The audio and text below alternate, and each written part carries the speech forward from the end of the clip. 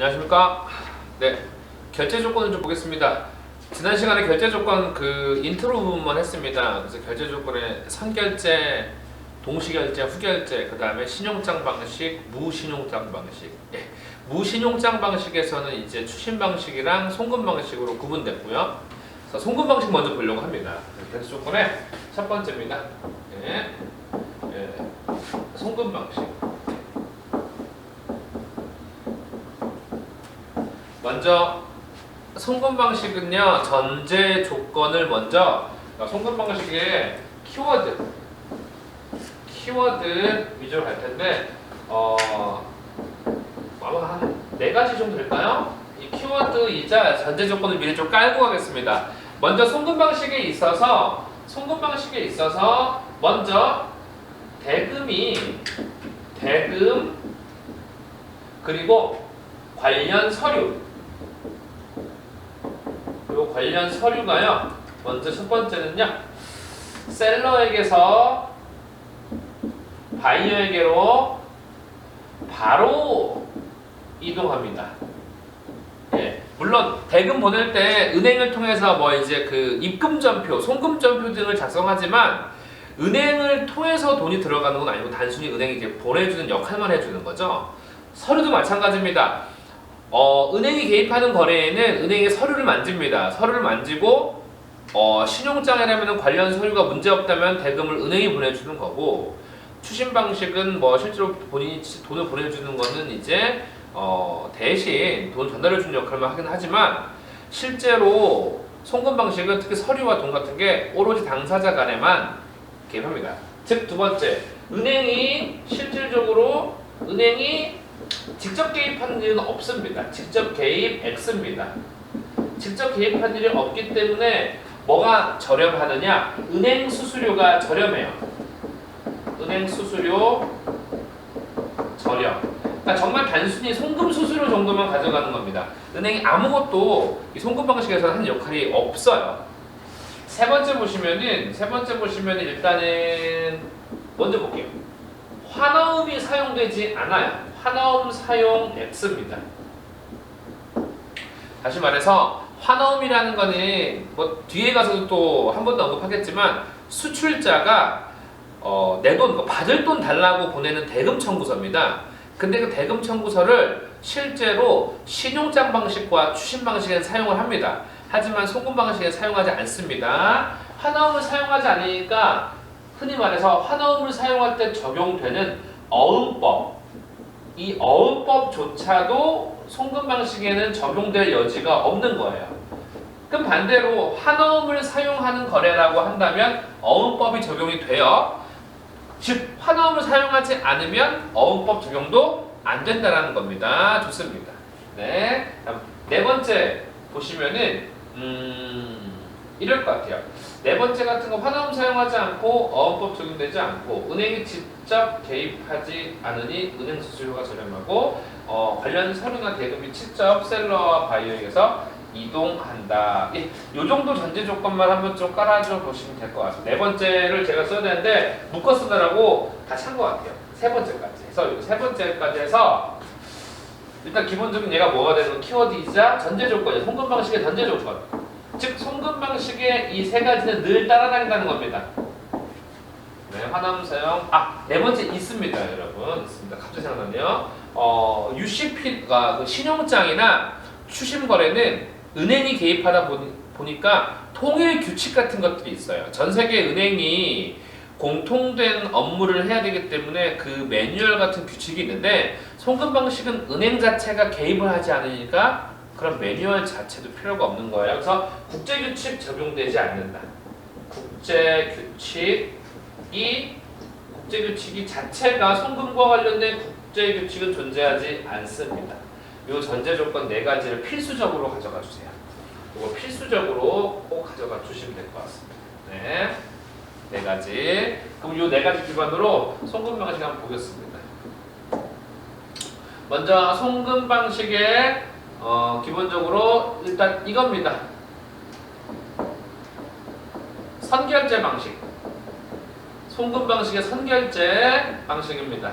선결제 방식이라는 거는 말 그대로 더 쉬운 말을 표현할게 선입금이에요. 물건 받기 전에 선입금한다는 겁니다. 누가 유리해요? 셀러가 유리하겠죠. 반대로 바이어는 불리한 겁니다. 네, 돈을 먼저 주니까요. 네. 그 다음에 이제 볼게요. 뭐라고 부르느냐? CWO라고 부릅니다. 네, 제목은 주문불 방식이라고 부릅니다. 주문불 방식. 네, 요거는 약자로 이렇게 불러요. 캐시 with order라고 해가지고요. CWO라고 보시면 될 것 같습니다. 네, 끝이에요. 이게. 그래서 물건 보내기 전에 대금이 먼저 입금되고 그거에 따라서 바로 선적 작업이 이어진다라고 보시면 될 것 같습니다. 네, 좋습니다. 네, 캐시. 딱히 얘는 이제 시험 문제화 되진 않아요. 너무 간단하기도 하니까요. 예. 요 문제 없이 보셨으면 이어서 동시결제 볼게요. CW 주문불 방식. 네. 선입금이고요. 셀러에게 유리하고 바이어에게 불리한 CWO라고 주문불 방식이라고 부르고요. 캐시 위드 오더라고 부릅니다. 네. 좋습니다. 네.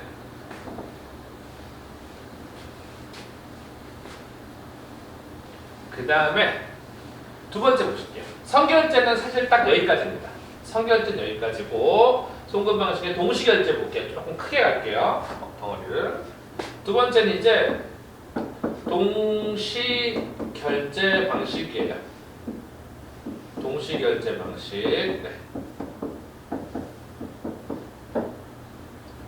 두 가지입니다. 두 가지로 구분이 되는데요.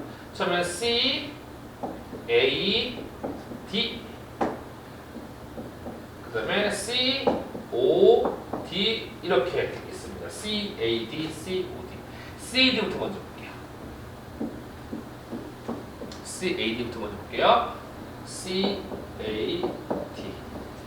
먼저 제목부터 보시면은 캐시.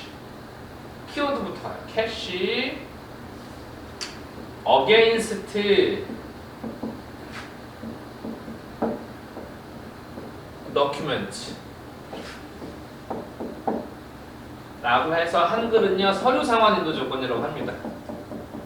서류 상환 인도 조건이라고 불러요. 서류를 상환하면서 서류가 상환되면서 서류와 대금이 상환되는 겁니다. 서류와 대금이 상환되는 건데 여기서 말하는 서류는 키워드 바로 잡으면서 알아가 볼게요. 키워드입니다. 여기서 말하는 서류라는 건요 뒤에서 따로 배울 BL을 의미합니다. BL하고 비ll 오브 레이딩인데 플레임은 줄이고 선화증권. 선화증권이고요. 이 선화증권과 뭐가 교환된다는 거예요? 대금이 동시에 상환된다는 겁니다. 즉 제가 바이어한테 BL을 넘겨주면 바이어가 저한테 대금을 지급하는 거예요. 왜냐? 이 선화증권은 곧 무엇을 의미하니까 곧 물건을 의미해요. 물건을 찾을 수 있는 문서예요. 찾을 수 있는 문서. 네, 여기까지 정리하실게요. 그림으로 먼저 보겠습니다. 그림으로. 네. 그림으로 먼저 보겠습니다. 네, 그림으로 먼저 보면은 네, 한국에 셀러가 있고요. 일본에 바이어가 있습니다. 그런데 잘 보세요. 한국에 누구의 대리인 바이어의 바이어-1이라고 하는 바이어의 대리인이 나와 있는 거예요. 셀러가 열심히 물품을 만들고 이렇게 선적 준비를 끝냈습니다. 선적 준비를 마쳐서 물건을 실었어요. 물건을 실었습니다. 잘 보시면은 물건을 실게 되면은 발행되는 서류가 요 BL이에요.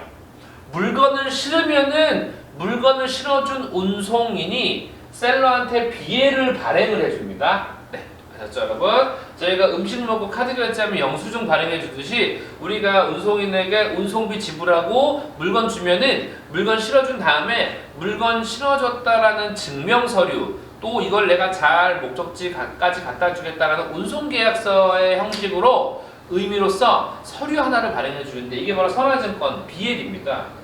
근데 목적지에 가서 이 선화증권 BL을 다시 선박회사한테 제출하게 되면은 선박회사가 갖고 있는 물건을 찾을 수가 있어요. 그러면 잘 보세요. 즉 이 선화증권은 물건을 찾을 수 있는 서류다 보니까 가치가 있는 거예요, 없는 거예요? 가치가 있는 서류라서 유가증권이라고 불러요. 그러니까 이 유가증권은 가치가 있기에 돈 주고 거래할 수 있어요, 없어요? 있다라는 거예요. 왜냐? 목적지에서 이 BL만 갖다 주면 돈 주니까요. 그럼 좋습니다. 일단 셀러한테는 물건을 선적했으니까 어떤 서류가 지금 손에 들어온 상태예요? BL이 들어온 상태예요. 이 BL이 실질적으로 가장 필요한 사람은 누구예요? 바이어예요. 왜냐? 이제 이 배는 일본으로 떠날 것이고 목적지에서 바이어는 도착한 배에 있는 물건을 찾아야 돼요. 그러면 뭐가 필요한 거예요? BL이 필요한 겁니다. 물론 업무적으로 더 들어가면 DO가 발행되지만 일단 BL이 필요한 거예요. 그래서 이제 셀러는 이 BL을 갖고 있고 바이어는 이 BL이 필요한 상태예요. 이 셀러가 바이어한테 내가 이 BL 줄 테니까 나한테 대금을 보내라 라고 하는 걸 누가 대신해 주는 거 여기 있는 바이어의 대리인이 해주는 겁니다. 그래서 수출국에서 정리할게요. 수출국에서 셀러가 바이어 대리인한테 BL을 넘기고요. 바이어 대리인은 BL 받았습니다라고 본사에다가 전화 한 통만 넣어주면은 본사에서 현금으로 바로 쏴줘요, 안 쏴줘요? 계좌로 바로 쏴준다는 겁니다. 그리고 바이어 대리인이 이 BL을 갖고 본인이 다시 들어오거나 아니면 특송편으로 자신 대표님한테 BL을 보냅니다. 그럼 바이어의 그 실제 진짜 찐 바이어는 물건이 도착하면은 가서 BL 반납하고 물건 찾으면은 무역 거래는 끝난다는 겁니다. 그래서 키워드 한번 정리해 볼게요. 또 우측에 쓰겠습니다. 두 번째 키워드입니다. 잘 보세요. BL과 대금이 교환됨 이렇게 잡아주세요. BL과 대금이 교환됨. 그러니까 BL을 받고 돈 주는 거죠. 그러니까 이거를 동시결제 조건이라고 합니다. BL과 대금이 교환되는 거고요. 세 번째입니다. 여기서 등장하는 바이어는 주체상 몇 명이에요? 바이어 대리인. 그래서 바이어는 2명 등장하죠? 셀러 몇 명 등장해요? 네, 1명 등장하죠. 네. 요 1번, 2번, 3번 가져가 주시고요. 지금은 지웠지만 우리 뭐 챙겨주셔야 돼요? 아까 전에 송금 방식의 전제 조건 4가지 기억하시죠? 전제 조건, 네. 요 전제 조건 4가지. 그거 서류가 직접 셀러에게서 바이어로, 대금도 직접 바이어에게서 셀러로, 그 다음에 이제 환화음이 사용되지 않고 은행 수수료가 저렴하고 그 다음에 국제규칙이 사용되지 않는다. 그 4가지는 항상 깔고가 주면서 CA들을 봐주시면 될 것 같습니다. 요건 사실 좀 그림으로서 설명을 드리는 게 좀 이해가 빠르실 겁니다. 네. 그래서 결국 포인트는 뭐예요? 결국 진짜 포인트는 얘입니다. 뭐와 뭐가 교환된다는 거예요? BL과 대금이 교환된다는 거에 기가 막힌 포인트를 좀 잡아주셔야 됩니다. 이게 포인트입니다. 네, 좋습니다. 네, 그 다음에 COD를 보겠습니다. COD 꼭 챙겨주시고요. 지우고 COD를 좀 보겠습니다. 네. COD도 이제 영문을 보시면은, 제목을 보시면은 내용이 금방 습득이 될 거예요. COD, 그래서 COD. 얘는요, 똑같이 캐시, 온, 딜리버리예요. 네. 현물 상환 인도 조건이라고 부릅니다. 현물.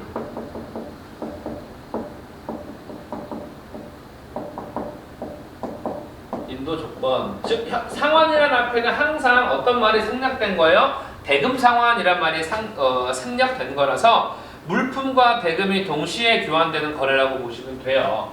네, 바로 키워드 보겠습니다. 네, 키워드 바로 볼게요. 네. 키워드 바로 보겠습니다. 잘 보세요. 목적지, 다른 말로 뭐라 그래요? 수입국이죠? 수입국 목적지에서 뭐와 뭐가 교환되는 거예요? 물품과 대금이 교환 동시결제. 근데 여기 왜 방방이라 써지네 왜?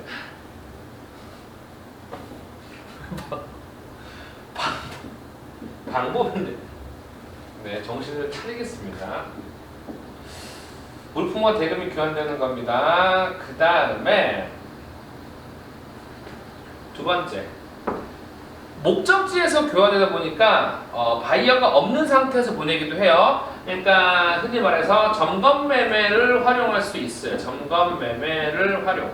그러니까 목적지에서 바이어가 물품을 실제로 써보고 확인해보고 문제가 없으면 계약을 할 것이고 대금을 결제할 것이고 마음에 안 들면 뭐 계약을 하지 않겠습니다. 근데 잠시만요. 점검 매매 하니까 뭐 떠오르세요?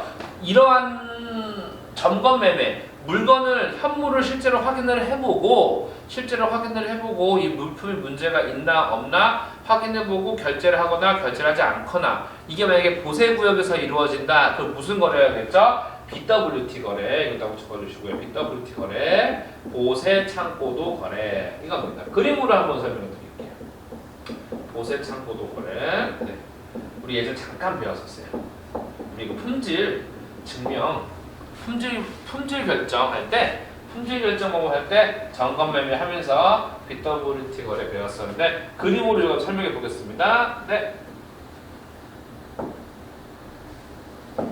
네, 잘 보시면은 셀러가 있고요. 당연히 바이어가 있겠죠. 근데 셀러가 먼저 선적을 해서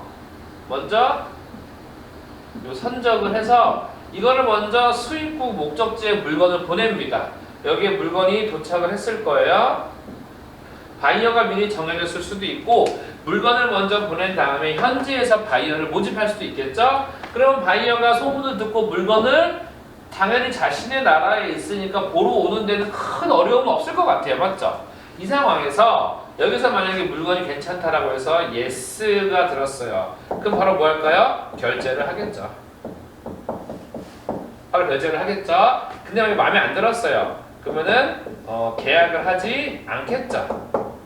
맞죠? 근데 이때 물건을 셀러가 누구한테 보낼까요? 이 수입국에 있는 자신의 대리인한테 보내는 거예요. 셀러 다시 1한테 보내는 거예요. 셀러 다시 1한테. 그러니까 좀 전에 CED 거래에서는 바이어가 수출국에 있는 자신의 대리인에게 업무를 맡겼다면은 여기서 셀러는 수입국에 있는 자신의 셀러 대리인에게 물건을 보낸 다음에 여기서 이제 판매 활동을 하라고 지시할 수가 있는 겁니다. 그런데 그런 판매 활동에서 물건이 마음에 들었어요. 그럼 계약으로 결제를 하겠죠. 그러면 이때 반드시 결제를 여기서 바로 송금을 하면서 물건에 대한 소유권을 이전받는 겁니다. 이 거래가 COD 거래예요. 그러니까 잘 보세요. 이때는 물건과 서류를 같이 주겠네요. 맞죠? 물건과 서류를 같이 주겠네요. 좋습니다. 그럼 이 조건도 보시면은 네 번째 키워드. 여기서 셀러가 몇 명 등장해요? 그냥 주체로만 봤을 때 셀러가 2명 등장해요. 네, 왜냐 셀러 1명, 셀러의 대리인. 그 다음에 바이어는요, 그렇죠. 하나의 주체만 등장하죠. 바이어 대리인은 없는 거잖아요. 이렇게 가져가 주시는 겁니다. COD. 좋습니다. COD, CAD는요, 문제가 출제가 잘 됩니다. 그리고 CAD와 COD를 늘 보실 때 전제 조건 4가지 꼭 가져가 주시고요. 이렇게 해서 COD까지 정리를 해봤습니다. 그래서 일단 이 정도까지만 가져가고 특히 BWT 거래 점검 매매라는 거 요거 가져오세요. 여기서 여러분 잠시만요. 이렇게 만약에 셀러가 지금 물건을 보냈는데 지금 이 물건이 장치된 장소가 만약에 보세구역이에요. 만약 보세구역이고 이 보세구역에서 이러한 점검 같은 게 일어나면 이 거래를 바로 뭐라 그러는 거예요? 바로 여기 있는 BWT 거래라고 하는 거예요. 그냥 이러한 거래 자체가 보세구역에서 발생하면 무조건 보세 창고도 거래, BWT 거래예요. 그러니까 다만 무언가 행위를 하는 장소가 보세구역이라는 것밖에는 차이가 없으세요.